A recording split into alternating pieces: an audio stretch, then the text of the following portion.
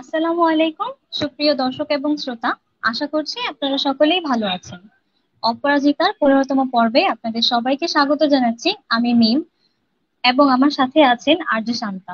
আমাদের সার্বক্ষণিক কারিগরি সহায়তা প্রদান করছেন গাজী আবু রায়হান ভাইয়া। এবং আপনারা যে ব্যানারটি দেখতে পাচ্ছেন সেটি ডিজাইন করেছেন আব্দুল হাফিজ তামিম। আমি অত্যন্ত দুঃখিত, কিছু কারিগরি আহ, সমস্যার কারণে আমাদের প্রোগ্রামটি শুরু করতে একটু দেরি হয়ে গিয়েছে।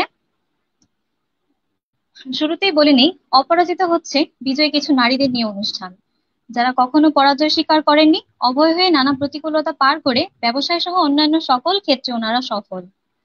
আজকের অতিথির সাথে আপনাদের পরিচয় করানোর পূর্বেই জানিয়ে দেই, আপনারা আমাদের শুনছেন বিইউ রেডিওর অফিসিয়াল ফেসবুক পেজে, এবং 24 ঘন্টা আমাদের অনুষ্ঠানগুলো শুনতে পারবেন বিইউ রেডিওর অ্যান্ড্রয়েড অ্যাপ এবং মোবাইল অ্যাপের মাধ্যমে।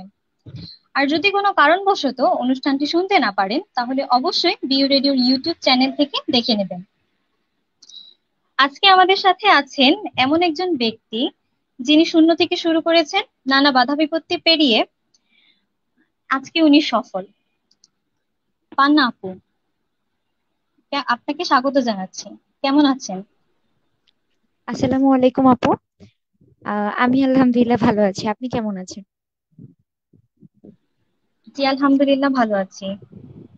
আপু, ছোট্ট করে আপনার পরিচয়টা একটু দিবেন। আহ, আমার পুরো নাম হচ্ছে পান্না ফাতেমা টুম্পা।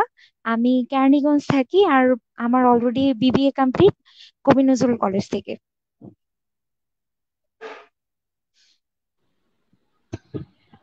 আপনি কোন বিষয় নিয়ে কাজ করছেন? আপনার আমি আহ, আসলে নামটা।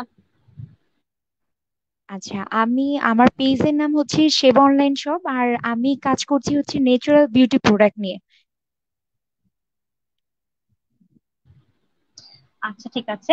একজন উদ্যোক্তা হিসেবে যাত্রা শুরু করার গল্পটা আমাদেরকে একটু শোনাবেন। আচ্ছা, এখন একজন উদ্যোক্তা হিসেবে যদি বলতে চাই, আমি আসলে কখনোই একজন উদ্যোক্তা ছিলাম না। আমি যদি আমার নিজের ব্যাপারটাতে যদি আরেকটু বলি, আমার স্কুল লাইফ, কলেজ এবং ভার্সিটি লাইফ, তিনটা জায়গাতে আমি পড়াশোনা করেছি কমার্স ব্যাকগ্রাউন্ড থেকে, যেটা আমার ব্যবসায়িক ছিল। কিন্তু এরপরও নর্মালি আমার পড়াশোনা শেষ করা হয়েছে অ্যাকাউন্টিং ডিপার্টমেন্ট থেকে। এরপরে আমাদের সবারই একটা মেন্টালিটি থাকে যে অ্যাকাউন্টিং ডিপার্টমেন্ট থেকে পড়াশোনা করার পর আমি ব্যাংকে জব করব। সেম আমারও ছিল। তো সেইখান থেকে আমি নিজেকে শুরু করেছি যখন আমি অনলাইন জগৎটাতে ইনভলভ হই। আমি নিজেও জানতাম না যে আমার মধ্যে একটা সুপ্ত প্রতিভা আছে, যে আমি এত সুন্দর করে নিজেকে হয়তো প্রেজেন্ট করতে পারবো, বা আমি কিছু প্রোডাক্ট নিয়ে কাজ করতে পারবো যেগুলো আমার মাধ্যমে মানুষের আহ, সমস্যার সমাধানগুলো হবে। এই জিনিসগুলো আমি যখন আস্তে আস্তে বুঝতে শুরু করি, আমার নিজের ভিতরের লুকানো প্রতিভাকে বের করতে শুরু করি, তখন আমি রিয়েলাইজ করি যে আমি অন্যের আন্ডারে না থেকে, অন্যের চাকরি না করে আমি নিজে কিছু করতে পারি যদি আমি চাই।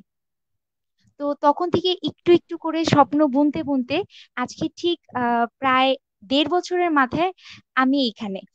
আমি নিজেও কখনো ভাবিনি যে এমন একটা প্ল্যাটফর্ম বা এমন একটা নিজের একটা জায়গা আমি তৈরি করতে পারবো।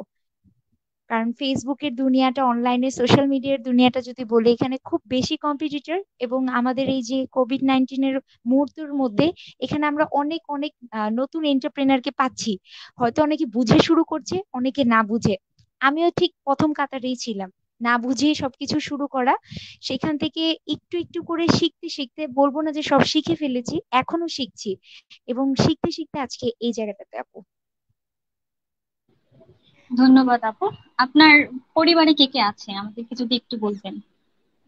আচ্ছা, আমার বাসার কথা যদি বলি, আমরা দুই বোন এক ভাই, আব্বু আম্মু, আমাদের 5 জনের ফ্যামিলি। আপুর বিয়ে হয়ে গিয়েছে, আমি মেজো আর ভাই ছোট। ধন্যবাদ আপু। অন্যান্য কাজের পাশাপাশি কঠোর পরিশ্রম করেছেন ব্যবসায় দাঁড় করানোর ক্ষেত্রে। তো সব দিক সমান তালে কিভাবে পরিচালনা করেছেন, এটা একটু বলবেন। আচ্ছা, আচ্ছা, সব দিকের কথা যদি বলি, আমি যখন বিজনেসটা শুরু করি তখন আমি হচ্ছে থার্ড ইয়ারে পড়ি। যেহেতু আমার অ্যাকাউন্টিং ডিপার্টমেন্টের আমি, তো সেই সুবাদে আমাকে খুব বেশি পড়াশোনার চাপ নিতে হতো, কারণ আমাদের ম্যাথ সাবজেক্ট ছিল খুব বেশি। আর এর মাঝামাঝি সময়টাতেই, এই টাইমটাতে আমি একটা প্রতিষ্ঠানের সাথে যুক্ত হই, যেখান থেকে আর কি আমি এই অনলাইন প্রসেসিং গুলো শিখি, কারণ আমাদের সব সময় শেখার একটা জায়গা প্রয়োজন, কারণ হুট করেই তো আর সবকিছু হয় না। তো আমি একটা প্রতিষ্ঠানের সাথে যুক্ত হই, সেখানে আমি তাদের প্রোডাক্টের ব্র্যান্ড গুলো প্রমোট করতে থাকি। তো আস্তে আস্তে যখন আমি এগুলো করি, তো তখন আমার খুব কষ্ট হতো অ্যাকচুয়ালি। সারাদিন পড়াশোনা করার পর তারপরে ওইখানে যে টাইম দেওয়া, ট্রেনিং নেওয়া, জিনিসগুলো শেখা, দেখা যেত অনেক লেট নাইট হয়ে যেত অনেক সময় বাসায় আসতে। এরপরে আবার খাওয়া দাওয়া কমপ্লিট করে সারা রাত জেগে পড়াশোনা। এমনও দিন গেছে ফজরে আজান পর্যন্ত আমি পড়াশোনা কমপ্লিট করে ঘুমিয়েছি মাত্র 2 ঘন্টা। আবার সকালে উঠে সে আবার কন্টিনিউয়াসলি পড়তে যাওয়া, পড়াশোনা কমপ্লিট করা, মানে কোচিং এ যাওয়ার ব্যাপারটা। এরপরে থেকে ওই প্রতিষ্ঠানটাতে যাওয়া, যেখান থেকে আমি ট্রেন আপ হই, সবকিছু করি, শিখি। তারপর সবকিছু করার পরে আস্তে আস্তে করে আমি হয়তো ভেবেছিলাম যে আমার পড়াশোনার কাজ দুইটাকে কমপ্লিট করতে কষ্ট হবে। তারপরেও সেই কষ্টটাকে সহ্য করে নিয়ে আহ সবকিছু করে আল্লাহর রহমতে রেজাল্টও খুব ভালো হয়, আমি 4th ইয়ার কমপ্লিট করি। তো সেই জায়গা থেকে বলতে চাই যে হ্যাঁ, ত্যাগ স্বীকার করতে হয়েছে অনেক। নিজের স্বপ্নকে বাস্তবায়ন করতে হলে আমার মনে হয় যারা হয়তো বা সফল, আমি এখনো সফলতার রাস্তায় হাঁটছি, এখনো জানি না আমি ওই দোরগোড়ায় যেতে পেরেছি কিনা, বাট চেষ্টা করে যাচ্ছি। কিন্তু আমি এটা বলবো যে প্রত্যেকটা মানুষের লাইফে সাকসেস হওয়ার পিছনে একটা স্টোরি থাকে ব্যাক এন্ডে, যেটা অনেকে জানে অনেকে জানে না। আপুকে ধন্যবাদ যে আমাকে ব্যাক এন্ডের স্টোরি বলার ছোট্ট একটা সুযোগ করে দিয়েছেন। এতটুকুই বলতে চাই যে সবার লাইফের একটা স্টোরি থাকে, আমারও আছে। আমি ওই স্টোরিটাকে, আমার পাস্টটাকে মাথায় রেখে আমি আমার বর্তমানে চলছি এবং আমার ফিউচারে আমি চলবো। তো এই সাকসেস স্টোরিটার পিছনে আমারও কিছু ব্যাক এন্ড স্টোরি আছে, যেটা আমি হয়তো ছোট্ট করে শেয়ার করলাম। আর সবার উদ্দেশ্যে একটাই বলবো যে সবার এরকম একটা স্টোরি যদি আপনার লাইফের ব্যাক এন্ডে না থাকে, তাহলে হয়তো বা আপনি সফলতার দোরগোড়ায় হয়তো কখনো যেতে পারবেন না। কারণ আপনি যখন ওই দোরগোড়াটা যাবেন, আপনার যদি সেই কষ্টের মুহূর্তগুলো না থাকে, তাহলে আপনি সবার সামনে কি বলবেন? তা আমার মনে হয় যে সবার লাইফে এমন কিছু মুহূর্ত থাকা উচিত, আমারও ছিল। এই কারণে আমি হয়তো ছোট্ট করে আপনাদের সাথে শেয়ার করতে পারলাম। আপনাকে অসংখ্য ধন্যবাদ আপু, আজকে আমাদের সঙ্গে এই গল্পগুলো শেয়ার করার জন্য। আমরা আপনার আরো অনেক কথা শুনবো।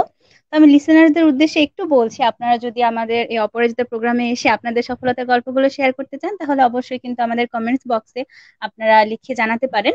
আর এছাড়াও কিন্তু আপনারা আমাদেরকে বিও রেডিওর ফেসবুক পেজে মেসেজ করতে পারেন। সেখানে কিন্তু সেখান থেকে আমরা যদি আপনাদেরকে পাই, তাহলে অবশ্যই আমরা আপনাদেরকে অপরাজিতার কোনো একটা এপিসোডে গেস্ট হিসেবে নিয়ে আসবো এবং শুনবো আপনাদের সফলতার গল্প।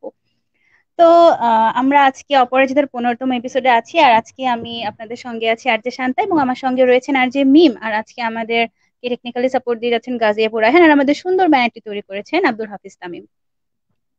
আর আজকে কিন্তু আমাদের গেস্ট হিসেবে রয়েছেন পান্না ফাতেমা টুম্পা আপু। তো আমরা এতক্ষণ টুম্পাপুর কিছু কিছু গল্প শুনছিলাম। তো আপনারা এখনো যারা আমাদের সাথে জয়েন করেনি, তারা কিন্তু অতি দ্রুত জয়েন করে ফেলুন, কারণ আপুর কাছ থেকে কিন্তু আমাদের আজকে অনেক কিছু শেখার আছে, অনেক কিছু জানার আছে। তো আপনারা যেভাবে আমাদের সাথে জয়েন করতে পারেন সেটা আমি আরেকবার বলে দিচ্ছি। আপনারা যারা এখনো জয়েন করেননি, তারা আমাদের বিউ রেডিওর অফিসিয়াল ফেসবুক পেজ থেকে আমাদের সাথে জয়েন করতে পারেন। সেখানে আপনারা আমাদেরকে লাইভ শুনতে পারেন, চাইলে সেখানে আমাদের কমেন্ট করতে পারেন, আর আপনারা আমাদের লাইভটি শেয়ার করে দিতে পারেন, যাতে আপনার অন্যান্য বন্ধুরাও আমাদের প্রোগ্রামটি শুনতে পারে। এছাড়াও আপনারা আমাদেরকে বিউরেডিও অ্যাপস এর মাধ্যমে শুনতে পারেন, আর আমাদের ওয়েবসাইট থেকে শুনতে ভিজিট করুন www.bureau.org তে। তো আমরা আমাদের গেস্টের কাছে চলে যাচ্ছি। তো টুম্পা আপু, আপনি তো এখন বললেন যে বর্তমানে একটা সফলতার পথে হাঁটছেন, কিন্তু অনেক বাধা আপনাকেও পার করতে হয়েছে। তো এই যে মেয়ে হিসেবে, একজন মেয়ে উদ্যোক্তা হিসেবে সমাজে একটা বিজনেস শুরু করা কিন্তু মুখের কথা না। সেখানে সমাজ কিন্তু আমাদেরকে এখনো পর্যন্ত, আমাদের মেয়ে যারা বিজনেস করে তাদেরকে কিন্তু সমাজ সহজেই মেনে নিতে পারে না। তারা এখনো বিভিন্ন কটু কথা বলে। তো এইসব কটু কথার সম্মুখীন হতে হয়, সমাজের বিভিন্ন বাধা বিপত্তির সম্মুখীন হতে হয়। আবার দেখা যাচ্ছে অনেকের ফ্যামিলিও সাপোর্ট করে না। তো আপনার এই ব্যবসার যাত্রার ক্ষেত্রে কি আপনার ফ্যামিলি আপনাকে সাপোর্ট দিয়েছিল? আচ্ছা, থ্যাংক ইউ আপু প্রশ্নটা করার জন্য। আসলে এমন একটা প্রশ্ন আমার কাছে আসবে আমি জানতাম, আর আমি অপেক্ষা করছিলাম এমন একটা প্রশ্নের উত্তর দেওয়ার জন্য।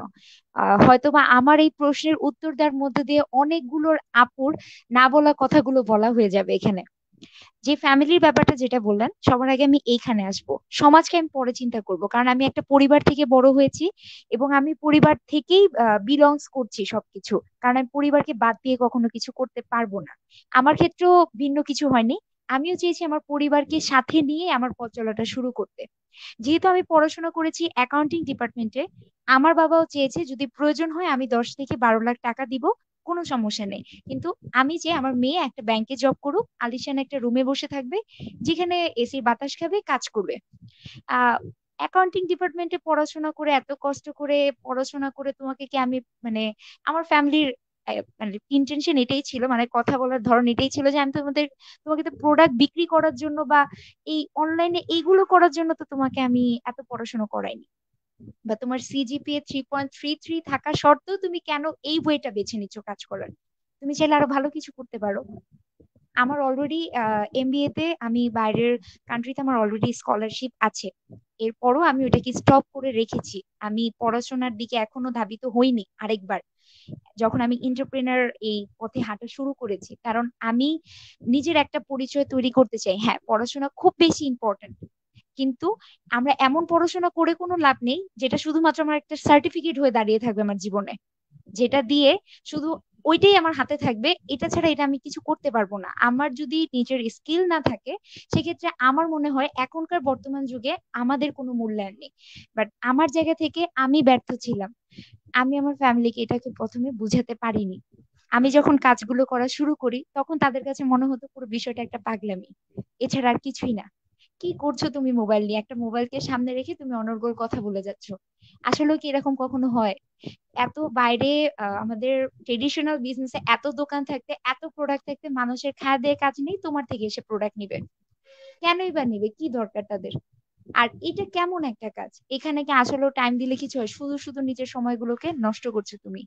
তো এই বিষয়গুলো যখন আমার কাছ থেকে আসে, আমিও অনেক কেঁদেছি, অনেক খারাপ লেগেছে আমার। কারণ যাদের জন্য এত কিছু করছি, সাপোর্টটা যদি তাদের থেকেই না পাই, তখন খারাপ লাগাটা আমার মনে হয় স্বাভাবিক। আমি বাকিদের জানি না, বাট আমার পুরো দুনিয়াটা জুড়ে হচ্ছে আমার বাবা মা। আমি এতটুকু পর্যন্ত এসেছি, আমি আসলেও প্রাউড ফিল করি যে আমি তাদের সন্তান। আমি চাই আমার বাবা মা আমার পরিচয়ে পরিচিত হোক। এই কারণে যুদ্ধটা শুরু হয়েছিল সেই ছোটবেলার থেকেই। আমি একটা কনজারভেটিভ ফ্যামিলিতে বড়, যেখানে ফ্যামিলিগত দিক থেকে মেয়েদের এসএসসি এবং ইন্টারে পরে সাধারণত বিয়ে দিয়ে দেওয়া হয়। তো সেইখান থেকে, তখন থেকে আমার যুদ্ধটা শুরু। আমি যে আমার কেরানীগঞ্জের গন্ডি পেরিয়ে আমি সিটি কলেজে যেতাম, এটা আমার জন্য ছিল অনেক অনেক বড় একটা চ্যালেঞ্জ। তো সেইখান থেকে ওভারকাম করে বিবিএ কমপ্লিট করা, এবং এখন আমি এন্টারপ্রেনার হওয়ার জন্য যুদ্ধ করে যাচ্ছি। যেটা আমার ফ্যামিলি কখনোই মেনে নেবে, যে তুমি একটা মেয়ে পড়াশোনা করেছো, খুব ভালো কথা, অ্যাকাউন্টিং ডিপার্টমেন্টে করেছো, চাকরি করো, কিন্তু তুমি কেন এই ব্যবসা করবা? এইগুলো তো মেয়েদের জন্য সাজে না, আর লোকে কি বলবে তোমাকে দেখবে। এটা সবার ফ্যামিলির একটা সমস্যা, যে মেয়ে মানুষ হয়ে এগুলো করবে, লোকে কি ভাববে, তোমাকে তো ফিউচারে বিয়ে দিতে হবে, ছেলে পক্ষ কি ভাববে। মানে তাদের যত ভাবনা হচ্ছে বাইরের মানুষকে নিয়ে, কিন্তু তার মেয়েটা কি চায় বা আমি কি চাই, এটা নিয়ে তারা কখনো ভাবেনি। হ্যাঁ, এখানে হয়তো বা আমাদের সমাজের যে ব্যাপারটা ছিল, এখানে সমাজও দায়ী। সমাজ এখনো মেয়েদেরকে ওইভাবে ভাবতে শিখেনি যে একটা মেয়েও কিছু চাইলে করতে পারে। আমরা বলছি যে ছেলে মেয়ে সমান, সমানভাবে দেখা হোক, কিন্তু এখনো মেয়েদেরকে এই জায়গাটাতে প্রাধান্য দেওয়া হয় না। একটা ছেলে বিজনেস করতে চাক, ও বিজনেস কিছু বুঝছে না, পারে না, বাট একটা ছেলেকে 4 থেকে 5 লাখ টাকা দিয়ে দেওয়া হবে, হ্যাঁ তুমি কিছু করো। কিন্তু একটা মেয়ে যখন এটা করতে চাইবে, তখন ওকে পড়তে হবে হাজারটা বাধার সম্মুখীনে। তুমি এতগুলো টাকা নিবে, তুমি কি পারবা? তোমাকে দিয়ে কি আসলে হবে? তোমাকে তো তারা ব্রেন ওয়াশ করছে, আসলে এমন কিছুই না, এগুলো হচ্ছে জাস্ট মানে তোমার থেকে টাকা হাতায় নেওয়ার একটা বিষয়। আসলে এখানে কোনো ক্যারিয়ার নেই, নিজের সময়গুলোকে তুমি নষ্ট করছো। আরো বিভিন্ন কথা আপনাকে শুনতে হবে। এখন পরীক্ষাটা দিতে হবে আপনাকে। যদি আপনার মধ্যে সেই ধৈর্য থাকে, আপনার মধ্যে সেই আত্মবিশ্বাস থাকে যে আমি জানি তো আমি কি করছি, আমার দ্বারা কি করা সম্ভব, আমিও একদিন করে দেখাবো, সেদিন তোমরা প্রাউডলি বলবা যে হ্যাঁ তুমি ঠিক ছিলা।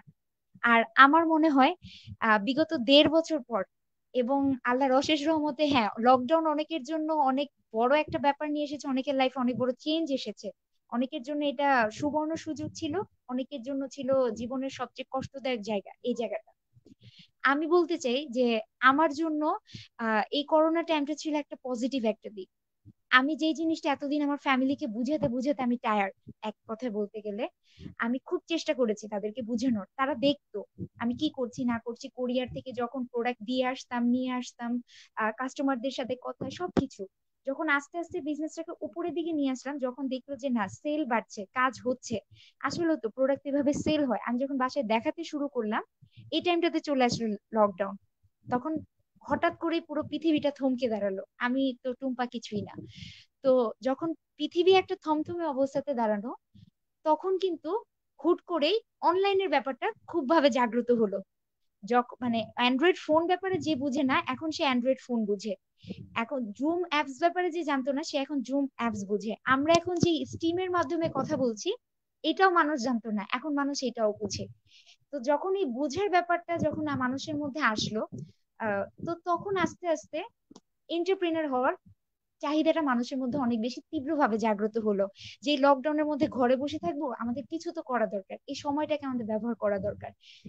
এখন এই সুবাদে আমি আমার বাবা মাকে বুঝাতে পারছি যে আসলে আমার বিজনেসটা কি, যেটা আমি এতদিন হয়তো বা কোনো একটা জায়গাতে আমি ব্যর্থতা ছিলাম, তাদের বুঝাতে পারিনি। বাট এখন হয়তো সবাই বুঝতে পারছে। এখন আমার ফুল ফ্যামিলি মেম্বার, আমার শুধু বাবা মা না, আমার পুরো যত দাদু বাসা নানু বাসা সবার একটা পজিটিভ সাপোর্ট আমার জন্য কাজ করে। এটা মানে আমার জন্য ভালো লাগার একটা বিষয় যে করোনা আমার জন্য আশীর্বাদ। এক কথায় বলতে গেলে আমি আমার ফ্যামিলির যে সাপোর্টটা সেটা আমি নিতে পারছি এখন। শুরুতে আমাকে অনেকগুলো বাধা বিপত্তি, আমি ছোট্ট করে যতটুকু বললাম আর কি ব্যাক এন্ডের স্টোরিটা, যে শুরুতে কি পরিস্থিতি ছিল, এটা এখনো পর্যন্ত এখনো অনেক ফ্যামিলিতে আছে। কিন্তু আপনাকে সেই ধৈর্যটা ধরতে হবে, আপনাকে আপনার কাজের মাধ্যমে বুঝাতে হবে, ফ্যামিলিকে বুঝাতে হবে, এরপরে সমাজকে। কারণ সবচেয়ে বড় সাপোর্ট হচ্ছে আপনার ফ্যামিলি। আপনি যদি মানসিক ভাবে এখান থেকে একটা সাপোর্ট পান, তাহলে আমার মনে হয় যে আপনি সমাজটাকেও পরিবর্তন করতে পারবেন। কিন্তু আপনার সবার আগে সাপোর্ট লাগবে, ফ্যামিলির সাপোর্ট। আপনি আপনার ফ্যামিলিকে বাদ দিয়ে কখনোই কিছু করতে পারবেন না। সেখানে হয়তো আপনি কাজ করে যাবেন, কিন্তু আপনার মানসিক যে শান্তি সেটা আপনি কখনোই পাবেন না। তো আমি বলবো যে ফ্যামিলি যদি বুঝতে না চায়, আপনি তাদেরকে বুঝান। আপনারই তো বাবা মা, অন্য কারো তো না। তাদেরকে বুঝালে বুঝবে না এমন কোনো কিছু হয়তো দুনিয়াতে নেই। তাদের মতন বড় সাপোর্ট আপনার জীবনে আর কেউ হবে না। আমি এখনো অবিবাহিত, আমার মনে হয় না বিয়ের পরে আমি আমার শ্বশুর বাড়ি থেকেও এত সাপোর্ট পাবো। আমার হাজবেন্ড আমাকে এত সাপোর্ট করবে কিনা আমি জানি না, আমি আসলেও জানি না। একটা অনিশ্চয়তার লাইফ তখন থাকবে। অনেকেই বলে বিয়ের আগে এটা হবে, সাপোর্ট করব, তারপরের লাইফ কি হবে আমি আসলেও জানি না। কিন্তু এই জীবনে আপনার পুরো পৃথিবীর মধ্যে বেঁচে থাকার মুহূর্তটার মধ্যে যদি আপনাকে সবচেয়ে বেশি আপন কেউ হয়, সবচেয়ে বেশি কাছের কেউ হয়, সাপোর্ট করার কেউ হয়, সেটা একমাত্র হবে আপনার বাবা মা। তা আমি সবাইকে রিকোয়েস্ট করব, এই আধুনিকতার যুগে আমরা যে এখন যেমন অ্যান্ড্রয়েড ফোনটা চালাতে জানি, আমার বাবা মা জানে না। তারা নোকিয়া ফোনটাও পর্যন্ত অভ্যস্ত ছিল না, কিন্তু এখন তারা অ্যান্ড্রয়েডটা একটু একটু করে বুঝছে। কারণ আমরা তাদেরকে বুঝাচ্ছি কিভাবে অ্যান্ড্রয়েড ফোন রিসিভ করতে। তারা তো টাচ মোবাইল ধরতেও জানতো না, কিন্তু সেই আমরাই তো তাদেরকে শিখাচ্ছি যে আম্মু এইভাবে না এইভাবে করতে হয়, তুমি এইভাবে ক্লিক করো। ভিডিও কলিং তারা বুঝতো না, তো আমরাই তো তাদেরকে এগুলো শিখাচ্ছি। তো আমরা যদি রাগ না করে একটু ধৈর্য ধরে, হ্যাঁ তাদের কথাগুলো কলিজার মধ্যে যে লাগে যখন তারা বলে, কিন্তু একটু যদি বাবা মাকে বুঝার চেষ্টা করি তাদের জায়গা থেকে, তারা মনে করে যে আমরা নষ্ট হয়ে যাব, আমরা হয়তো বা কোনো ভুল ট্র্যাকে চলে যাচ্ছি। কিন্তু আমরা যদি তাদেরকে একবার প্রমাণ করে দিতে পারি যে না দেখো, তোমাদেরই সন্তান আমি, আমি কোনো খারাপ কাজ করতে পারি না, আর যদিও করে থাকি তোমরা তো আছো আমাকে সেভ করার জন্য, আর আমি তো তোমাদের সবকিছু জানিয়ে করছি, লুকিয়ে তো করছি না। আর আমি তো ঘরে বসে করছি, সবচেয়ে বড় বিষয় হচ্ছে এটা, আমার বিজনেসটা তো অনলাইনে। তো তোমরা তো দেখতে পাচ্ছ না আমি কি করছি, আমি তো কোনো খারাপ ট্র্যাকে যাচ্ছি না। তো আমি বলবো যে বাবা মাকে বুঝান। আপনার জন্য সবচেয়ে বেস্ট ওয়ে বাবা মাকে বুঝান, ফ্যামিলিকে বুঝান। বুঝাতে হয়তো বা তাদের মধ্যে যখন একটা আন্ডারস্ট্যান্ডিং লেভেল তৈরি হবে, তারা যখন দেখবে যে না আমার মেয়ে কিছু করে দেখাচ্ছে, তখন তাদের সাপোর্টটা, তাদের দোয়াটা অটো আসবে। আর বাবা মার দোয়া আপনাকে মানে কি বলবো, কারেন্টের মতন কাজ করবে। মানে একটা জিনিস আছে না যে হুট করেই হয়ে যাওয়ার মতন, এখন হয়তো বা আমার কাছে কিছুই নেই, কিন্তু তাদের দোয়া থাকলে হয়তো বা আমি এর চেয়েও বেশি কিছু হয়ে যাব। এটা আমার বিশ্বাস।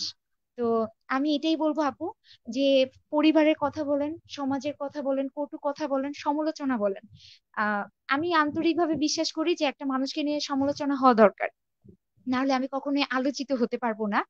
আর আমি সমালোচিত হতে চাই, এখনো পর্যন্ত হয়ে আসছি, ফিউচারেও হতে চাই, কিন্তু সেটা পজিটিভলি আমার কাজের মাধ্যমে হতে চাই। তো এটাই ছিল বলার। এই তো আপু। অসংখ্য ধন্যবাদ আপু। এখন পরবর্তী কোশ্চেন হচ্ছে যে আপনার ব্যবসায়িক পরিসর আপনি কিভাবে বাড়াবেন বা বেড়েছে? আচ্ছা, ব্যবসার পরিসরটার কথা যদি বলতে চাই, প্রথমে আমার প্রোডাক্ট নিয়ে কাজের যে বিষয়টা ছিল, আমি সত্যি কথা যদি বলতে চাই, একটা পেজ কিভাবে ফেসবুকে ক্রিয়েট করতে হয় এটা আমি জানতাম না।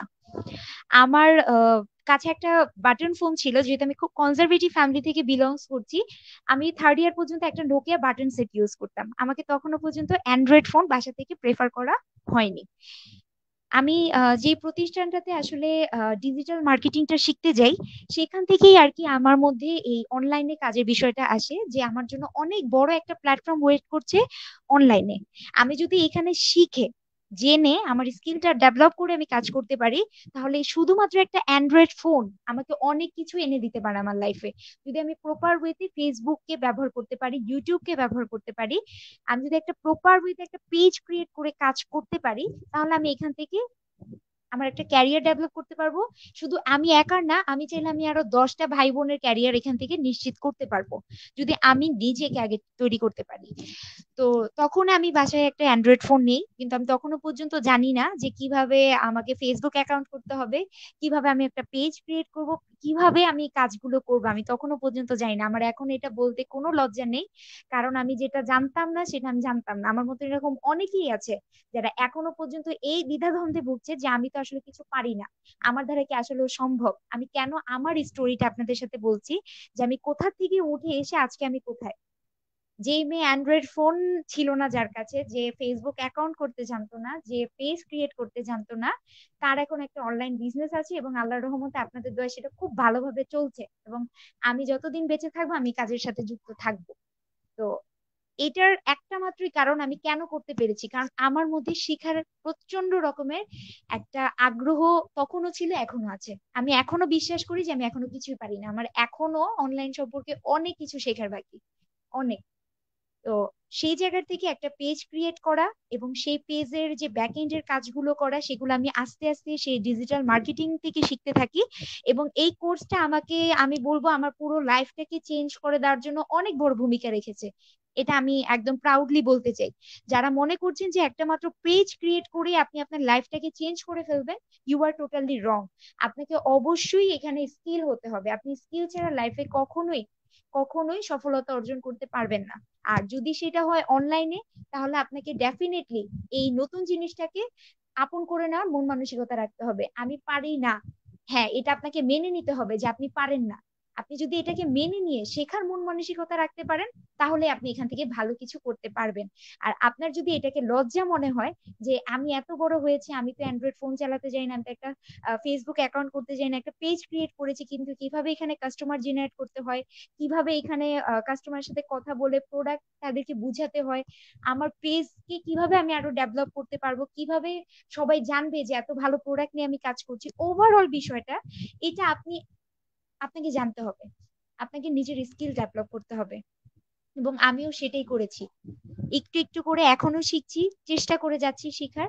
আর শূন্য থেকে শুরু করার যদি জায়গাটা বলে, আমি আমার ব্যাকএন্ডের কথাটা আজকে বলে দিলাম, যে আমি কোন জায়গাটাতে ছিলাম আর আজকে আমি কোথায়।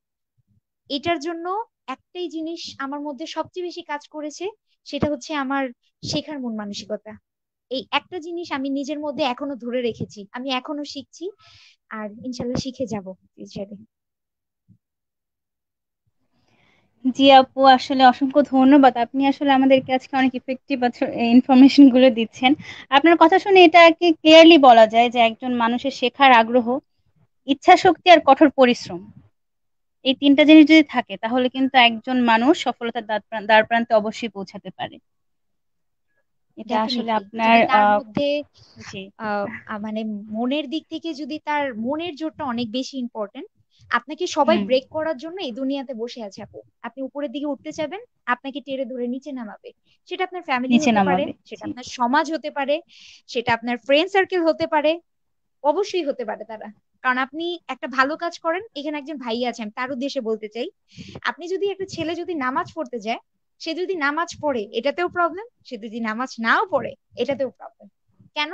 সে যখন নামাজ পড়তে যাবে তার ফ্রেন্ডরা তাকে মসজিদে যাওয়ার সময় দেখে বলবে এই যে হুজুর হয়ে গেছে, নামাজ পড়তে যায়, আপনার জন্য কটু কথা। আপনি আবার নামাজ পড়তে না যান, ছেলে তো একটা অভদ্র, বাবা মা কোনো শিক্ষাই দেন, নামাজ পড়তে যায় না।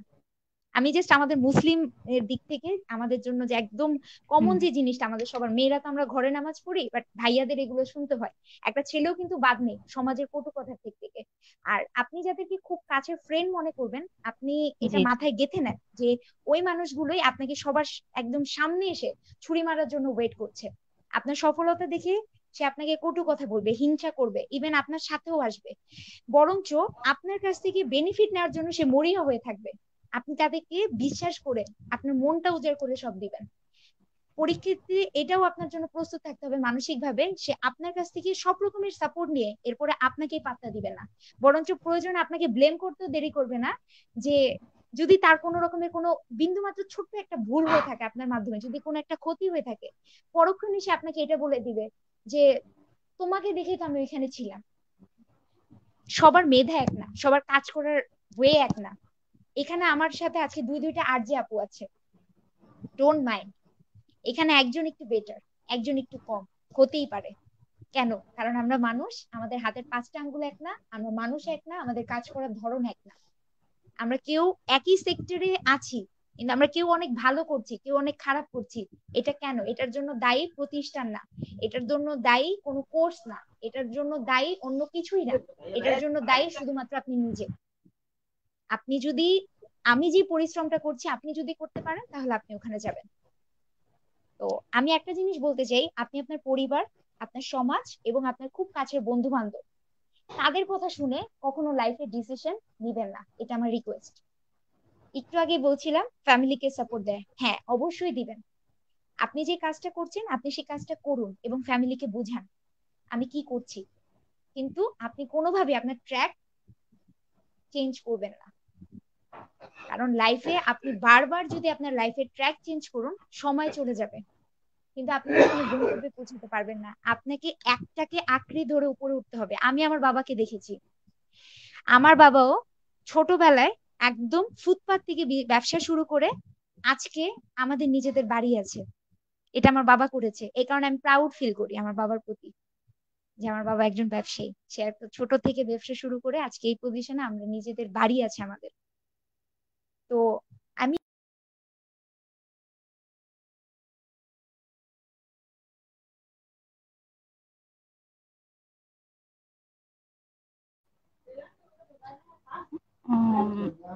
ওকে, আসলে আমাদের গেস্টের হয়তো বা একটু প্রবলেম হচ্ছে, টেকনিক্যালি প্রবলেম হচ্ছে। আমরা আশা করছি খুব তাড়াতাড়ি আমরা আমাদের হ্যালো। গেস্টকে পেয়ে যাব। জি, আপু আবার জয়েন করেছেন আমাদের সাথে। আপু আপনি শুনতে পাচ্ছেন আমাকে? জি আপু আমি শুনতে পাচ্ছি, জি টেকনিক্যাল প্রবলেম। বাট আমি জি যদি আপু। এটাকে একটু পজিটিভলি একটু গ্র্যাব করে দেই, যেটা হচ্ছে যে আপনি যখনই কোনো ভালো কাজ করতে যাবেন আপনার জন্য বাধা আসবেই। তো এটা আমাদের লাইফের একটা পার্ট, ইভেন খুব পার্ট। ভালো লাগার জি। একটা বিষয়। হ্যাঁ, তো আমি এটাকে খুব এনজয় করি। আমার লাইফের প্রত্যেকটা মুহূর্তে আমার সাথে এটাই হয়, যখন আমি খুব ভালো একটা মোমেন্টে থাকি, আমার লাইফের সবকিছু যখন খুব স্মুথলি থাকে, তখনই আমার জন্য একটা ফুল স্টপ চলে আসে। বাট আমি তখনই, আমার হাতের কাছে রাবার থাকে যেটা দিয়ে আমি সুন্দর করে ওটাকে মুছে দিয়ে আবার আমি আমার মতন পথ চলা শুরু করি। তো আপনাদের সাথেও ঠিক সেম জিনিসটাই হচ্ছে। তো আমি আবার জয়েন করেছি, যেখানে ছিলাম আমি আমার বাবার কথায় জি ছিলাম। আপু। যেহেতু ব্যবসায়িক ফ্যামিলি থেকে বিলংস করছি, বাবাকে দেখেছি ছোট থেকে একদম ফুটপাত থেকে ব্যবসা শুরু করে অনেক বড় একটা জায়গাতে আসতে। তো তার মেয়ে হয়ে আমার মধ্যেও এই মানে একদমই এই জিনিসটা আছে আর কি। আমি কোনো কাজকেই কোনোদিন ছোট মনে করিনি। এমনও দিন গিয়েছে আমি প্রোডাক্ট এক একজনের বাসায় নিয়ে যেয়ে দেখিয়েছি, পেজে কাজ করতাম, এরপরও এই মুহূর্তটা আমার গিয়েছে। একটা ছোট্ট স্টোরি যদি বলি, 2019-এর রোজার মাসে, এখন তো করোনাকালীন সময়, এই সময়টাতে আমরা বাসায়, এই বছরটাতে কিন্তু 2019 সালে যখন রোজার ঈদ ছিল, তখন আমি যে প্রতিষ্ঠান সাথে ছিলাম, তখন ওই প্রতিষ্ঠানের একটা ব্র্যান্ড প্রমোটিং এর জন্য হলো আমাদের জন্য একটা অফার ছিল যে আমি যদি ওই একটা, তাদের পুরো একটা ডিলারশিপ ব্যাপার ছিল, যদি আমি ওইটাকে শেষ করতে পারি তাহলে ওইখান থেকে আমাকে অ্যাজ আ প্রাইজ মানি হিসেবে 32 ইঞ্চের একটা টিভি গিফট করা হবে।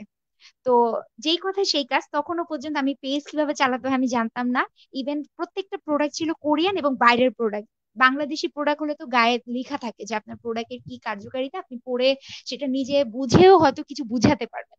কিন্তু এক তো আমি হচ্ছে নতুন এই লাইনে, আমার কিছুই জানা ছিল না। তারপরেও আমি একটা সাহস করি, কারণ আমার খুব শখ ছিল বাবা মাকে নিজের এবার প্রতিবার ঈদে তো স্টুডেন্ট পড়ানো টাকা দিয়ে আমি আব্বু আম্মুকে গিফট করবো। আচ্ছা, ছোট্ট করে বলে রাখি, আমি একজন টিচারও। কারণ আমার আগে ব্যাকগ্রাউন্ড বলেন, আমি একজন টিচার ছিলাম বললে ভুল হবে, স্টিল নাও আছি। তো অ্যাজ এ টিচার হিসেবে আমার প্রচুর স্টুডেন্ট আছে। তো ওই প্রত্যেকবার ঈদে আব্বু আম্মুকে নিজের ইনকাম করা টাকায় আমি কিছু না কিছু কিনে দিবই, এটা আমার মানে আমি নিজের জন্য কিছু না নিই কিন্তু আমি বাবা মাকে দিব। তো তখন যেহেতু আমি একটা প্রতিষ্ঠানের সাথে যুক্ত হয়ে ওইখানে টাইম দিচ্ছিলাম, আমার নিজের স্বপ্ন পূরণ করার জন্য আমি মরিয়া ছিলাম। তো আমার আর কোনো দুনিয়াদারি খবর ছিল না। আমি তখনও পড়াশোনাটাকে, প্রায় স্টুডেন্ট পড়ানোটাকে একটু সাইডে রেখে দিয়েছিলাম, যে না এবার আমি আমারটাকে পূরণ করব, আমি আমার মতন করে কিছু করব। তো ইচ্ছা ছিল এবার ঈদে তো আর স্টুডেন্ট পড়ানো নেই, এবার বাবা মাকে কি গিফট করব। মানে তখন মাথার মধ্যে চলে এসেছিল যে আমি যদি এবার কোনোভাবে এই স্টকটা খালি করে দিতে পারি, আমি যদি আসলে এটা করতে পারি, তাহলে আমি আমার বাবা মাকে আমার নিজের ইনকাম করার টাকা আমি একটা টিভি গিফট করতে পারবো। হ্যাঁ, সেটা কোম্পানি একটা অফার চলছে, কিন্তু যেটাই হোক সেটা তো আমি আমার কাজের পারিশ্রমিকের কারণে পাবো, মানে আমার একটা টাস্ক কমপ্লিট করার জন্য আমি পাবো। তা আমি সেটা নিয়ে নেই, ইভেন ফ্যামিলিকে অনেক অনেক বেশি কনভিন্স করি, করে আমি তখন সেই কিছু না বুঝে 1 লাখ টাকার একটা ডিলার আমি নিয়ে নিই আপু। নিয়ে নেওয়ার পর আমি তখন জানতাম না যে আমি আসলে এটা কিভাবে সেল করব, কারণ আমার তখন পেজ রানিং না, পেজে তেমন মেম্বার নাই, 2019 সালের কথা। আমি তখন কিছু বুঝি না ভালো করে, একটা ভাইয়ার আমাকে খুব হেল্প করে এই পেজটা ক্রিয়েট করার জন্য। তো তার সাপোর্টে একটু একটু করে কাজ করতে থাকি, খুব হেল্প করে। তো তখন রোজার টাইমটা এমনও দিন গিয়েছে যে সেহরির আগ পর্যন্ত মুহূর্ত আমি লাইভ করেছি, মানে প্রোডাক্ট নিয়ে কথা বলেছি। আমার তখন মনে হতো যে লাইভ করলে পরে মনে হয় আমার প্রোডাক্ট সেল হয়ে যাবে, কিন্তু তখন আসলে অনলাইনটা 1 বছর আগেও এত পপুলার ছিল না। আর যেহেতু আমি নিউ, তখন আমি বুঝতাম না যে আসলে কোন পেজে কিভাবে কাজ করতে হবে, কোন গ্রুপে কিভাবে কাজ করতে হবে, আমি কিভাবে কাস্টমারকে জেনারেট করতে পারবো, কিভাবে আমি এঙ্গেজমেন্ট বাড়াবো, আমার কেমন পোস্ট করা দরকার, কিভাবে কন্টেন্ট লেখা দরকার, আমি এই বিষয়গুলো জানতাম না। তারপরও আমি সাহস করে নেই, কারণ একটা ইন্টেনশন ছিল ওই যে আমাকে কিছু একটা করতে হবে আমার বাবা মার জন্য, আমি গিফট করবো আব্বু আম্মুকে। যেই কথা সেই কাজ, নেই ডিলার নেই, কাজ করতে থাকি। ইভেন এমন অনেক দিন গেছে রোজা রেখে 4 তলা 5 তলা পর্যন্ত রিলেটিভদের বাসায় প্রোডাক্ট নিয়ে গিয়েছি। কারণ অনেকে লাইভ দেখেও বলে যে টুম্পা তোমার থেকে প্রোডাক্ট নিতে চাই, ট্রাস্ট তো করি, কিন্তু প্রোডাক্ট গুলো যদি একটু বাসায় নিয়ে আসতে খুব ভালো হতো। তখন আমি কিন্তু এটা চিন্তা করিনি যে আমি আমি বিবিএ কমপ্লিট করছি একটা মেয়ে, আমি বিবিএ কমপ্লিট করছি একটা মেয়ে, আমি অন্য মানে বাসায় যে প্রোডাক্ট দেখাবো মানুষ কি ভাববে, বা আমার রিলেটিভরা কি মনে করবে। তো এইভাবেই আর কি কাজটা চলতে থাকে। তারপর আমি যাই, আমি কিছুই মনে করতাম না, আমি নিয়ে যেতাম তাদের ওইখানে প্রোডাক্ট গুলো। অনলাইনে তো হতোই, কিন্তু রিলেটিভরা অনলাইন থেকে প্রোডাক্ট নিবে না, হাতে ধরে সামনে দেখে নিবে, ভার্চুয়ালি তারা দেখবে না প্রোডাক্ট কি 1 নাম্বার না 2 নাম্বার না 14 নাম্বার দিচ্ছি, তাদের এটা দেখার দরকার। ওকে ফাইন, যেতাম নিয়ে যেতাম, তারা দেখতো, আলহামদুলিল্লাহ প্রোডাক্ট নিত, তারা আমাকে খুব বেশি ভালোবাসে, এবং প্রোডাক্ট দেখার পরে না করার কোনো স্কোপ নাই, কারণ প্রোডাক্ট গুলো ছিল একদমই অরিজিনাল এবং ন্যাচারাল প্রোডাক্ট। আমিও ভালোভাবেই কাজটা চলছিল। কিন্তু আনফরচুনেটলি, বললাম না কিছু মানুষকে আমরা বিশ্বাস করব একদম সামনে থেকে এসে তারা ছুরি দিবে। তো তখন আমার সাথে মানে এমন একটা দুর্ঘটনা হয়, যেই সময়টাতে আমি আমার টার্নিং মোমেন্ট নেওয়ার কথা চিন্তা করছি, ঠিক এই আগ মুহূর্তটাতেই আমার অ্যান্ড্রয়েড ফোনটা চুরি হয়ে যায়। আমি যে প্রতিষ্ঠানে যেতাম কাজ শিখার জন্য, সেখান থেকে এই জিনিসটা হয় আর কি। তো আমার মানে কি বলবো, আমার দুনিয়াটা পুরো 1 সেকেন্ডের মধ্যে অন্ধকার হয়ে যায়। যে যেই মাধ্যমটাকে আঁকড়ে ধরে আমি উপরে উঠতে যাচ্ছি, আমি বাসায় ঝগড়া করে টাকাটা নিলাম, আমি এখন এই প্রোডাক্ট কিভাবে সোল্ড আউট করবো, আমার তো সবার সাথে কমিউনিকেশনে শেষ, কারণ অ্যান্ড্রয়েড ফোন চুরি মানে আমার সব নাম্বার যাওয়া শেষ। এখন আমি কোথায় পাবো এই নাম্বার, আর আমি কিভাবে কানেক্ট হবো আবার সবার সাথে। মানে কি যে একটা মুহূর্ত গিয়েছে আপু, আমি বলে বুঝাতে পারবো না। আমার লাইফের ওই সময়টাতে আমি কোনোদিন ভুলবো না, আমি আসলে কোনোদিন ভুলবো না আমি। তো ওই সময়টাতে জাস্ট নিজেকে শক্ত করে ধরে রেখেছি। তখন আমাকে আমি আবার সেই নোকিয়া ফোনটাই চালাই যেটা আমার কাছে আগে ছিল, আমি আবার ওইটা ব্যাটারি নিয়ে আবার ওই ফোনটাকে চালাই, আবার একটু একটু করে সবার সাথে যোগাযোগ করা শুরু করি, যেটা যতটুকু নাম্বার আম্মুর মোবাইলে পাই আর কি। সবার রিলেটিভদের নেই, নিয়ে নিয়ে যাই, কারণ তখন তো তেমন কাউকে চিনি না, আর ফ্রেন্ডরা তো ভুলও আপনার থেকে তখন কিছু কিনবে না। কারণ কেন, আমি বাইরের থেকে যাক লাগলে যে কিনবো, কিন্তু ওর থেকে কি না কিসের প্রোডাক্ট বিক্রি করে। ফ্রেন্ডরা তো ভুলেও তো রিলেটিভদের বাসায় যাই আস্তে আস্তে, কারণ আমার মাথায় একটাই tendency, any how and any cost আমার স্টক খালি করতে হবে। তাই রোজা রেখে রেখে আমি এই কাজটা করেছি পুরো রোজার মাস। ইভেন আল্লাহর রহমতে একদম লাস্ট ডিক্রিশনের সময়, মানে যখন আজকেই লাস্ট ডেট যে ডিলারের পুরোটা টাকা পেমেন্ট করে আমাকে এটা মানে শেষ করতে হবে, যে হ্যাঁ আমি পুরো ডিলার খালি করেছি, ঠিক ওই মুহূর্তটাতেই আমি একদম এমন রেকর্ড আমার, যে আমি প্রায় 20 দিনের মধ্যে 85,000 টাকার প্রোডাক্ট সেল করছি। মানে আমার করা হয়েছে আর কি। আমি একদম 85,000 টাকার প্রোডাক্ট সেল করি আমি। মানে যেদিন পুরো টাকাটা ক্যাশ করে বাসায় সামনে আব্বু আম্মুর সামনে রাখি, ওই দিন আমার বাবা মাও কেঁদেছে, এবং আমার চোখ দিয়েও আমার খুশির পানি পড়েছে। স্টিল নাও আমার চোখে পানি। মানে ওই মুহূর্তটার কথা আমি কোনোদিন ভুলবো না, যে আমার লাইফের এত বড় একটা টার্নিং মোমেন্টে আমি ফোন হারিয়ে ফেলি, আমার স্বপ্নগুলো একদম উপরে উঠে মানে এক কথায় ঠাস করে নিচে পড়ে যাওয়ার মতন অবস্থা। ফ্যামিলির সাথে যুদ্ধ, বাসায় প্রবলেম, যে টাকা নিলা প্রোডাক্ট কিনলা, এখন আবার ফোন হারাইছো। ফোনটা আমার ছিল না, ফোনটা ছিল আমার ভাইয়ের। আমি ওর ফোনটা নিয়ে ইউজ করতাম, কারণ তখন ফোন মানে হঠাৎ করে দিবে না বাসার থেকে, ওরটাই নিয়ে করতাম। ভাইয়ের ফোন হারাই, সেটার জন্য কথা শুনতে হয়। শুধু তখন নামাজ পড়ে আল্লাহর কাছে দোয়া করতাম যে আমি আমি জানি আমি কি করছি, আমার নিয়ত ঠিক আছে, আমি জানি আমি কোন দিকে আগাচ্ছি। এখন আপনি ছাড়া আমাকে সাহায্য করার কেউ নেই। তো ফাইনালি ওই দিনটা আসে, আমি পুরোটা টাকা আমি ওইখানে জমা দিই, এবং আমার জন্য ওই সেলিব্রেশন মোমেন্টটা আসে। আমি সেই টিভিটা অ্যাচিভ করি এবং সেটা বাসায় নিয়ে আসি, আব্বু আম্মুকে দেই। তখনও পর্যন্ত হয়তো আমি আমার বাবা মার ট্রাস্টটা একটু হলেও ফিরে আনতে পেরেছিলাম। তো এটাই বলবো আর কি আপু, যে একটা মানুষের লাইফের শুরুর যে বিষয়টা না, সেটা খুব কষ্টের একটা মুহূর্ত থাকে, কেউ সেটা বলুক আর না বলুক, কিন্তু আমি বলবো যে ওই কষ্টের মুহূর্তটাই যদি আপনি একটু দাঁতে দাঁত চেপে রেখে যদি আপনি একটু সামনের দিকে এগিয়ে যেতে পারেন, এর থেকে মনে হয় না যে ভালো মানে মুহূর্ত আপনার জীবনে কিছু আছে। এটাই। জি আপু, এক্স্যাক্টলি। আসলে আপনার কথাগুলো মুগ্ধ হয়ে শুনতে হয়, কারণ এতটা অনুপ্রেরণা পাওয়া যায় একটা মানুষের জীবনের গল্প থেকে। আশা করছি আজকে আমাদেরকে যারা শুনছেন তারা অবশ্যই আপনার কাছ থেকে অনেক কিছু শিখতে পারবেন। লাইফে আসলে কখনো থেমে থাকা যাবে না, আমাদের সব বাধা বিপত্তি পার করেই সামনের দিকে এগিয়ে যেতে হবে। তা আপু, আমি একটু কমেন্ট সেকশনটা ঘুরে আসতে চাচ্ছি, আমাদের সঙ্গে অনেকেই যুক্ত হ্যাঁ হয়েছেন, অবশ্যই। আপনার কাছেও বিভিন্ন প্রশ্ন রাখছেন। ওকে, তো আমি একটু কমেন্ট সেকশনটা ঘুরে আসবো।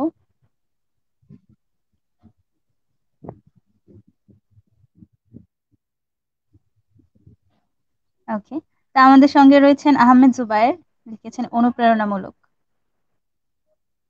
অনেক ধন্যবাদ জুবায়ের আমাদের সাথে থাকার জন্য। দেন লিখেছেন শরীফুল ইসলাম সাহাদ, ভাইয়া লিখেছেন this is very appreciating for others. Thank you so much ভাইয়া। আর অবশ্যই টুম্পা আপু আজকে আমাদের সবাইকেই হচ্ছে অনেকগুলো ইনফরমেশন দিয়েছেন, আমাদের সবাইকে আসলে লাইফে চলার পথে অনেকটাই হেল্প করবে, আশা রাখছি। তারপর আমি মিমকে অনুরোধ করবো, মিম তুমি কিছু কমেন্ট গুলো রিড আউট করে দাও।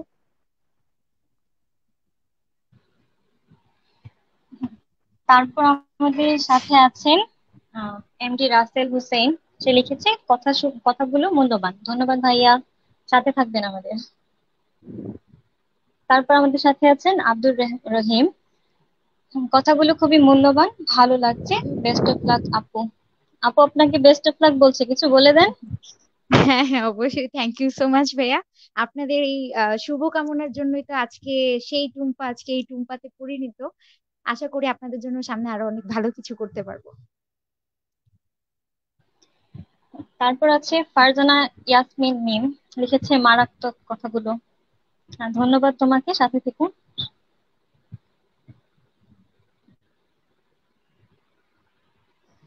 শান্তাপু কিছু কমেন্ট পড়ো তুমি। ওকে, তুমি একদমই হচ্ছে ইজি থাকো। ওকে, বিপি এবি হামিদ লিখেছেন, ভাইয়া লিখেছেন অনুপ্রেরণা, একটা হার্ট ইমোজি দিয়েছেন। অনেক অনেক ধন্যবাদ ভাইয়া, আমাদের সাথেই থাকুন। এরপর আমাদের কাছে একটা কোশ্চেন আছে আপুর জন্য, আমাদের এনকে তীর্থ, আমাদের আর যে তীর্থ। তো তীর্থ লিখেছে, অতিথির কাছে প্রশ্ন, লকডাউন নতুন বহু উদ্যোক্তাকে দেখা যাচ্ছে হয়তো সময় কাটাতে বদ্ধ সময়ে অনেকে কাজ করতে শুরু করেছে, কিন্তু এদের ভবিষ্যৎ কেমন বলে মনে করেন? আপু, আপনার কাছে একটা কোশ্চেন ছিল। আচ্ছা, ওকে, লকডাউনে থ্যাংক ইউ তো সো মাচ বহু ভাইয়া। উদ্যোক্তা। জি।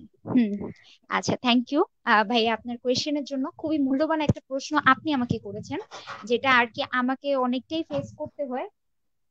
যেটা হচ্ছে যে হ্যাঁ, আমি যেটা বলছিলাম যে লকডাউনের মধ্যে অনেকেই হচ্ছে বিজনেস শুরু করেছে। ওই যে বললাম, এখন ঘরে বসে কিছু তো করতে হবে, এই সময়টাকে পার করতে হবে। আমি অনেককেই দেখেছি অ্যাজ এ এন্টারপ্রেনার হিসাবে এখন কাজ শুরু করছে। এটা খুব খুব পজিটিভ একটা দিক বাংলাদেশের জন্য আমি বলবো। কিন্তু যদি এটা আপনি কি ধরে রাখতে পারেন, বিষয়টা যদি এমন হয় যে সিজনাল একটা ব্যাপার, যে ঈদ আসে, দেখবেন যে ঈদের সময় আহ নিউ মার্কেট এটা সবচেয়ে বেশি দেখা যায়। আপনার এখন যেমন দোকানপাট আছে, তার থেকে দ্বিগুণ দোকানপাট বা দ্বিগুণ বিক্রেতা তখন বেড়ে যায় ঈদের সিজনটাতে, রোজার টাইমটাতে। কিছু মানুষ গ্রাম থেকে ঢাকায় আসে এই সময়টাতে শুধুমাত্র সিজনাল কিছু ব্যবসা করার জন্য, যে আমি এই টাইমটাতে আসবো, কিছু বিক্রি করব, কিছু টাকা ইনকাম করব ফ্যামিলিকে নিয়ে, ঈদটাকে ভালো করে কাটানোর জন্য। কিন্তু এটা কিন্তু তাদের জাস্ট ঈদকে উপলক্ষ করে তাদের কাজ, এটা কিন্তু সেই ক্যারিয়ার হিসাবে নেয়নি। আপনাকে বুঝতে হবে তার ইন্টেনশনটা কোন জায়গা থেকে শুরু হয়ে কোথায় যেয়ে শেষ হচ্ছে। সেও বিক্রেতা। আবার নিউ মার্কেটে যে পার্মানেন্ট লাখ টাকা খরচ করে দোকান দিয়ে বসে আছে, সেও বিক্রেতা। কিন্তু সে আছে ওটা লাইফ টাইম সার্ভে করার জন্য, আর সে আছে এখানে পার্ট টাইম সার্ভে করার জন্য।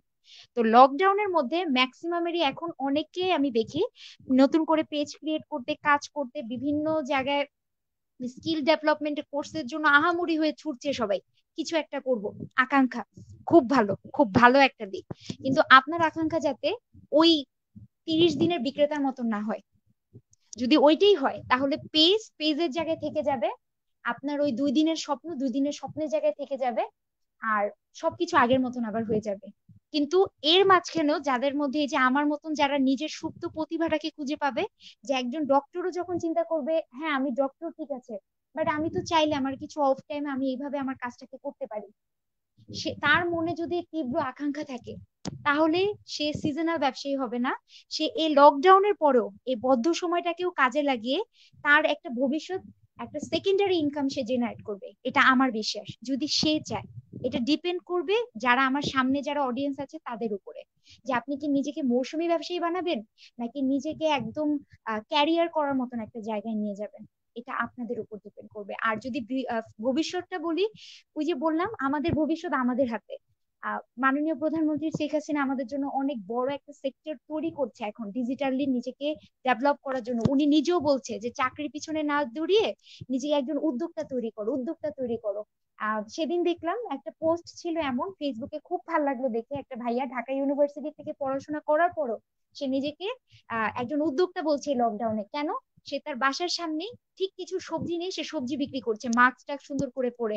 সে প্রাউডলি এটা ছবি তুলে দিয়েছে যে এখন এই লকডাউনে আমি একজন উদ্যোক্তা, আমি প্রাউড ফিল করছি যে আমি একজন কৃষক পরিবারের সন্তান।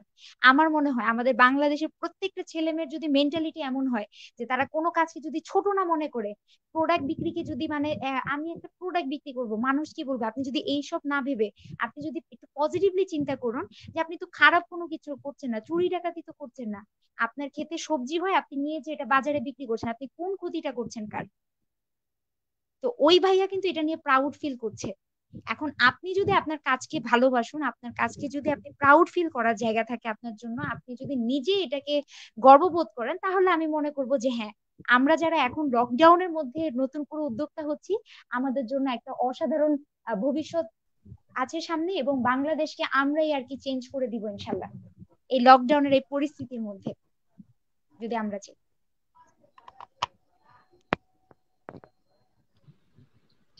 আপু, অসংখ্য ধন্যবাদ আপু।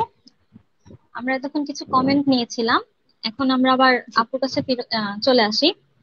আহ, ওকে। আপনার এই ব্যবসায় নিয়ে পরবর্তী সময়ে আপনার মানে ব্যবসায় আপনি কি ধরনের পরিকল্পনা রাখছেন, যে আপনি কি করবেন এটা নিয়ে, যদি আমাদেরকে একটু বলতেন। আচ্ছা, একটা কথা আমি এখানে বলতে চাই, যদি আমাকে আমার ব্যবসায়িক পরিকল্পনা নিয়ে কথা বলার হয়, আমি এভাবেই বলবো যে আমি একা ভালো থাকার মধ্যে মনে হয় না কোনো বিশেষত্বের কোনো বিষয় আছে। যে আমি একা অনেক ভালো আছি। আমার নিজের দিকটার কথা চিন্তা করে আমি অনেক ভেবেছি, এবং এই লকডাউনের মধ্যে আমি এত আপুকে এন্টারপ্রেনার হতে দেখেছি, এবং এত আপুকে দেখেছি আমাকে নক করতে যে আপু আমার পেজ আছে, আমার কাছে প্রোডাক্ট আছে, কিন্তু এটা কিভাবে মানে অনলাইনে প্রমোট করে আমি সেল করব, আমি এটা পারি না। আমি কিভাবে কাস্টমার কাছে এটা উপস্থাপন করবো, এটা আমি পারি না। আমি এগুলো কিভাবে করব? তাদের কাজ করার আকাঙ্ক্ষা আছে, তাদের কাছে প্রোডাক্ট আছে, কিন্তু কাজ কিভাবে করব সেটা তারা জানে না। তো আমার ভবিষ্যৎ প্ল্যানটা হচ্ছে, যদি আপনি আমাকে বলতে বলেন, তাহলে আমি চাই, আমি যেভাবে নিজেকে তৈরি করেছি, তো আমি চাই আমার মতন করে এরকম একটা সেক্টর তৈরি করতে, যেখানে আমার সাথে অনেকগুলো ভাই বোনকে নিয়ে আমি কাজ করব, যেখানে তারা মানে একটা অজানা রাস্তায় না, অন্ধকার কোনো পথে না, একটা আলোর পথে হাঁটবে, যেখানে তারা আসলে একটা সঠিক দিক নির্দেশনা পাবে, যে কিভাবে তারা আসলে কাজগুলো শিখলে করলে তারা সামনের দিকে খুব দ্রুত আগাতে পারবে। আমার কাছে অনেক প্রোডাক্ট আছে, সবকিছু আছে, কিন্তু এটা আমি সেল করতে জানি না। তাহলে কিন্তু অনলাইনে কেন, আপনি ট্রেডিশনালি আপনি কখনোই কিছু করতে পারবেন না। কিন্তু আপনি যদি চান যে আমি কেন বারবার বিক্রি করার কথাটা বলছি, কারণ এই দুনিয়াতে আপনি যত যাই বলুন আপু, আমরা সবাই সবকিছু বিক্রি করছি। এখন যদি আমি বলতে চাই, আপুরা যারা, যে আর যে দুইজন আপু আছেন এবং যে ভাইয়া আছেন, যে অলরেডি আমাদেরকে প্রচুর সাপোর্ট করেছে টেকনিক্যালি, আমরা যাতে খুব ভালোভাবে প্রোগ্রামটা করতে পারি, এই কারণে ভাই আপনাকে থ্যাঙ্কস। তো আমরা যেই যেটা করছি না কেন, দেখুন, আপনার কিন্তু সব জায়গায় ইনভেস্টমেন্ট আছে, এবং এটা আপনার টাকায় কনভার্ট হবে। আপনি এটা, আমরা টাকা নিয়ে কথা বলতে এখন লজ্জা বোধ করি, বাট এটাই সবচেয়ে বড় সত্যি আপনার লাইফে, যে আপনার প্রত্যেকটা সময় আপনাকে, আপনি যদি টাকায় কনভার্ট করতে পারেন, টাকার মতো মূল্যায়ন করতে পারেন প্রতিটা ন্যানো সেকেন্ডকে, তাহলে আপনি লাইফে কিছু করতে পারবেন। তো আমি এখানে এটাই করতে চাই, যে প্রত্যেকটা মানুষ যারা পেজ ক্রিয়েট করে প্রোডাক্ট নিয়ে কাজ করতে চাচ্ছে, সময় দিচ্ছে কিন্তু আশানুরূপ ফল পাচ্ছে না, আমি ওইসব মানুষদেরকে একদম আন্তরিকভাবে বলতে চাই যে আপনারা যদি আসলেও চান যে আপনার পেজ আছে, আপনার কাছে প্রোডাক্ট আছে, কিন্তু আপু আমি প্রমোট করতে পারছি না, আপনাকে রাস্তা দেখানোর দায়িত্ব আমার। আমি যেই রাস্তায় হেঁটেছি, যেই পথে হেঁটেছি, ওই পথটা দেখাবো আমি আপনাদেরকে, যে কিভাবে আপনি একদম শূন্য থেকে ওই জায়গাটাতে যাবেন। এটা হচ্ছে আমার মেইন মোটিভ। আমি একা আগাতে চাই না, কারণ আমি একটা কথা মন থেকে খুব বিশ্বাস করি, যদি আমি একা কোথাও যাওয়ার চিন্তা করি, আমি খুব দ্রুত যেতে পারবো। আমি আমার পেজটাকে নিয়ে যদি আগাতে চাই, আমি অনেকের আগে অনেক কিছু করতে পারবো। কিন্তু আমি চাই সবাইকে নিয়ে কিছু করতে, কারণ আমার মতন এরকম অনেক মেয়েরা আছে যে বাসায় গৃহবন্দী, তাদের বাসায় ল্যাপটপ আছে, অ্যান্ড্রয়েড ফোন আছে, কিন্তু তারা চায় কিছু করতে, কিন্তু ফ্যামিলির জন্য, তারপর হচ্ছে না জানার জন্য তারা কিছু করতে পারছে না। কিন্তু যদি এরকম কেউ থাকে যে আপু আমি আসলে, আমার কাছে সব আছে, সবচেয়ে বড় কথা আমার কাছে শিখার ইচ্ছা আছে, টাকাটা ফ্যাক্ট না, আমার কাছে সবচেয়ে বড় কথা আমার কাছে শিখার ইচ্ছা আছে, আমিও চাই কিছু করতে, তাহলে আমি বলতে চাই যে আপনাদের জন্য আমার প্ল্যান আছে ফিউচারে আপনাদের সাথে নিয়ে কিছু করার, আমার গ্রুপ ওয়াইজ একটা কাজ করার। আপনারা যদি চান তাহলে সেক্ষেত্রে আমি আপনাদেরকে সর্বোচ্চ লেভেলের সাপোর্ট দিব। এটা হচ্ছে আমার ফিউচার প্ল্যান। আমি তো নিজেরটা বই সামনের দিকে নিয়ে যাব, কিন্তু আপনাদেরকে পাশে নিয়ে যেতে চাই। আপু শুনছেন আপনি আমাকে? অসংখ্য ধন্যবাদ আপু, আপনি খুবই চমৎকার করে কথা বলেন। আমরা আবারও বলে দেই, আমাদের Thank সাথে, হ্যাঁ ইউ ওয়েলকাম, আমাদের এখানে সার্বক্ষণিক কারিগরি সহায়তা প্রদান করছেন গাজী আবু রায়হান ভাইয়া। ভাইয়াকে অসংখ্য ধন্যবাদ। বর্তমান বাংলাদেশের যত উদ্যোক্তা আছেন তার প্রায় 32%ই নারী। একটি দেশের উদ্যোক্তাদের মধ্যে কতজন নারী, এই হিসেবে বিশ্বের 54টি দেশের মধ্যে বাংলাদেশ আছে 6 নম্বরে। কি চমৎকার! বিশ্বব্যাংক গ্রুপের ইন্টারন্যাশনাল ফাইন্যান্স কর্পোরেশন এর তথ্য অনুযায়ী বাংলাদেশে এখন ক্ষুদ্র ও মাঝারি নারী শিল্পোদ্যোক্তার সংখ্যা হচ্ছে প্রায় 23 লাখ। তো আপু, আপনার কাছে মানে আমি এরকম প্রশ্নটি করব যে আমাদের দেশের প্রেক্ষাপট নারী উদ্যোক্তাকে গড়ে তোলার ক্ষেত্রে কতটা উপযোগী বলে আপনি মনে করেন?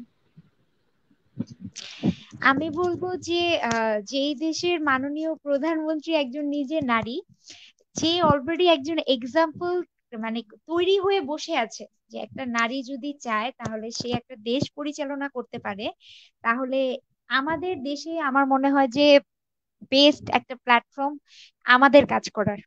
আর এখন তো অনলাইনের এই মুহূর্তটাতে আমরা যদি আমাদেরকে ডিজিটালি কনভার্ট করতে পারি এই জায়গাটাতে, তাহলে হয়তো আমরা অনেক ভালো কিছু করতে পারবো, আমাদের জন্য ফিউচার একদমই ব্রাইট।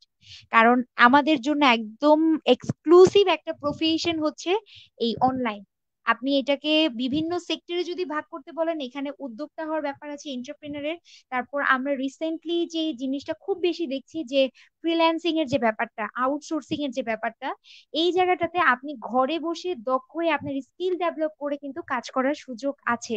এবং এই সুযোগটা কিন্তু খুব সুন্দর করে আমাদের সামনে কিন্তু ডে বাই ডে কিন্তু আরো আপডেট হয়ে আসছে। এখন কথা হচ্ছে যে প্রত্যেকটা জিনিসের ভালো দিকও আছে, খারাপ দিকও আছে। অনলাইনটাকে যারা ভালোভাবে ব্যবহার করছে তারা খুব ভালোভাবে নিজেকে স্কিল ডেভেলপ করে উন্নতির একদম দোরগোড়ায় নিয়ে যাচ্ছে। আবার কিছু মানুষ আছে এটাকে নেগেটিভলি ব্যবহার করছে। কিছুদিনের আগে আমার খুব কষ্টদায়ক হলেও এটা সত্যি যে বাংলাদেশে এখন নারীদের সম্মানের জায়গাটা কমে আসছে। আমরা এখন কোনো কাজে ক্ষেত্রে যেতে ভয় পাচ্ছি। আমরা আসলে বাইরেও সেভ না, ইভেন আমার বাসায় আমি সেভ না।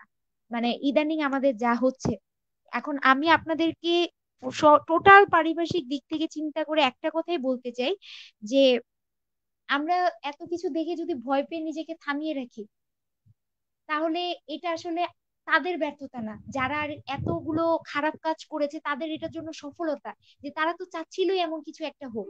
মেয়েরা মানে নিজেকে আটকে ফেলুক, আমরা নিজেকে বদ্ধ করে ফেলি।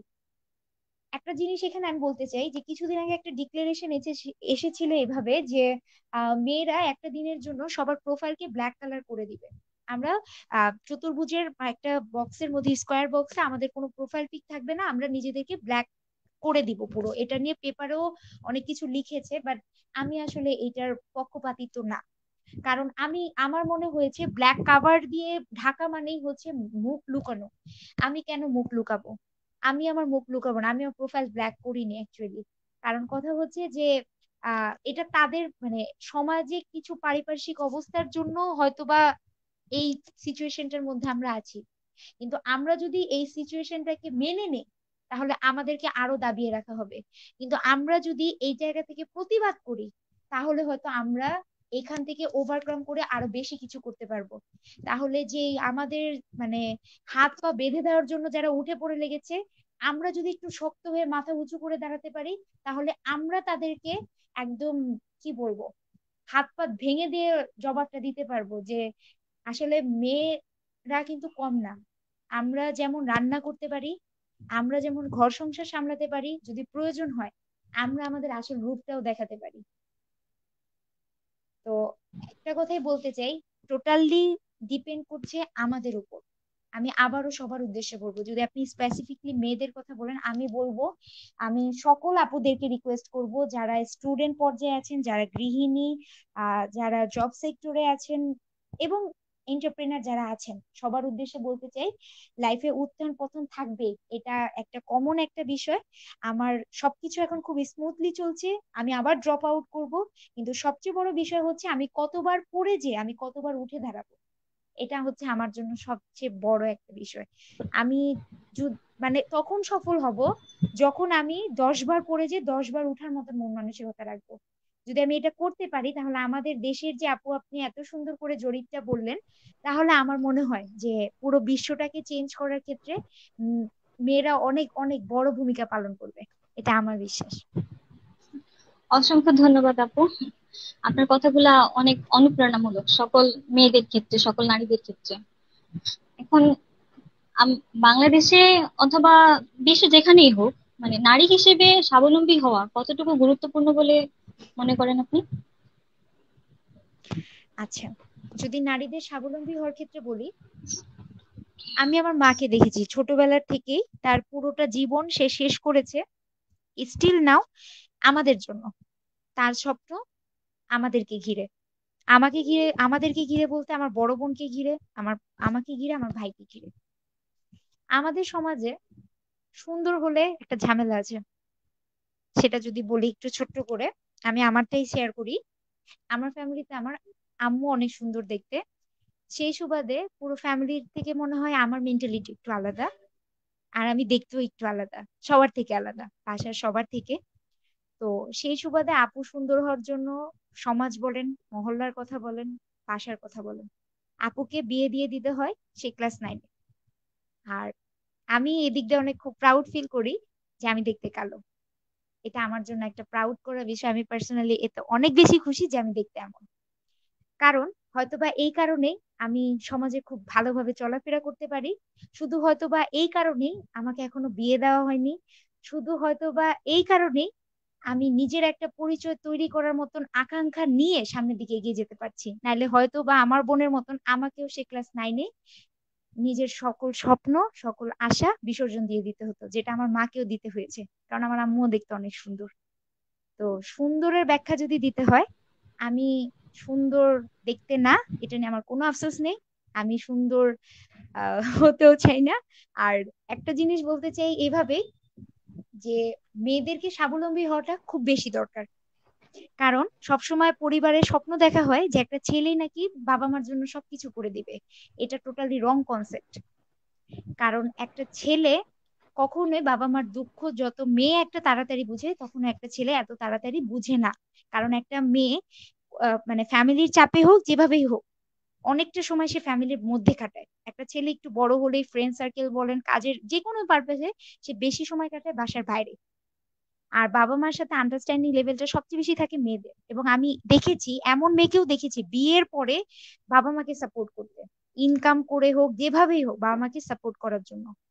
তো সেক্ষেত্রে যদি এখানে আমি আমার বিষয়টাকে একটু অ্যাড করতে চাই, আমি আমার মানে ফিউচারে আমি এই সেক্টরটাকে কেন, আমি আমার অ্যাকাউন্টিং এ পড়াশোনা করা সত্ত্বেও, আমার ফ্যামিলির এত বাধা বিপত্তি সত্ত্বেও কেন আমি এই সেক্টরটাতে চুজ করে আমি আমাকে স্বাবলম্বী করার জন্য উঠে পড়ে লেগেছি, একটা মাত্র কারণ।